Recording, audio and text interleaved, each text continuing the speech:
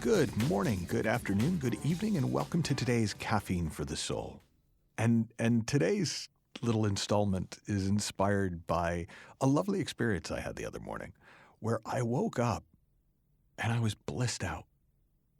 Now, it was pretty random. In other words, there was nothing amazing going on in my life. There was nothing amazing happening.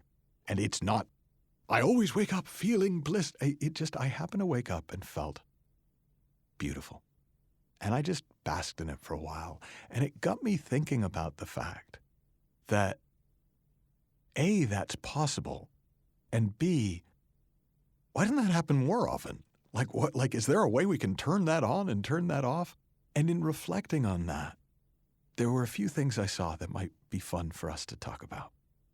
And the first is, if we are made of life, if we are pure aliveness in form, if we really do have innate mental health, innate well-being, if we were born happy and at peace, then that must be there all the time. And sometimes we notice it, and sometimes we don't. And generally speaking, we seem to notice it most often when we're thinking about it the least. And probably one of the reasons why people do sometimes just wake up in that kind of blissed out space is because we don't necessarily have very much on our minds first thing in the morning. Unless we do. I have a friend who was a therapist, worked for one of the large hospital chains in America. And he told me once about a client he had, and she was an older woman. And she'd been suffering from depression for decades. And he was a very effective therapist, and he would point people towards their innate nature, their innate health, the well-being at the core of who they are. And people would often see that, and it would make their lives better. But he was not getting through to this woman at all. Nothing he said seemed to make any difference. And finally, in exasperation, he said to her, "Are you ever happy?"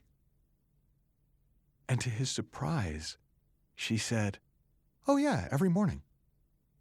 And he was like, "Wait, what?" Because he had never heard her say anything that indicated she ever experienced happiness. And she said, "Oh yeah, every morning I wake up and I feel wonderful. And then I remember that I'm depressed and all the reasons that I'm depressed, and then that's the last good feeling I have till the next morning." Now, in the context of that conversation, she heard it. She heard how she was unwittingly, innocently, creating her own misery by reminding herself that she was miserable and reflecting on all the reasons she had to be miserable. And that's something we can all do. And we often do. But what she also saw in that moment was that when she wasn't making herself miserable, she was already okay. Before she remembered to be unhappy, she was already happy. Now, I had a similar experience with a client of mine who loved the idea of innate well-being. He said, it gives me so much hope for humanity when I hear you talk about people having innate well-being. I mean, I don't have it, but I love that other people do. And I laughed, and I encouraged him to just stay in the conversation. And then one day he said to me on one of our coaching sessions, "Do you know, I had the oddest experience this morning. I woke up and I felt the way that I feel after an orgasm. But I hadn't had an orgasm, and it went on for a couple hours. Could that be that innate well-being you were talking about?"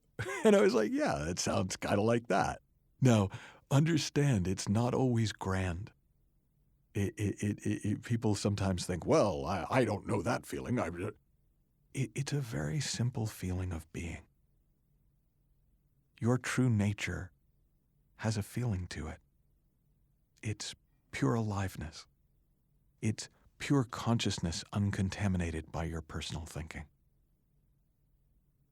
It's who you already are before you think about who you are.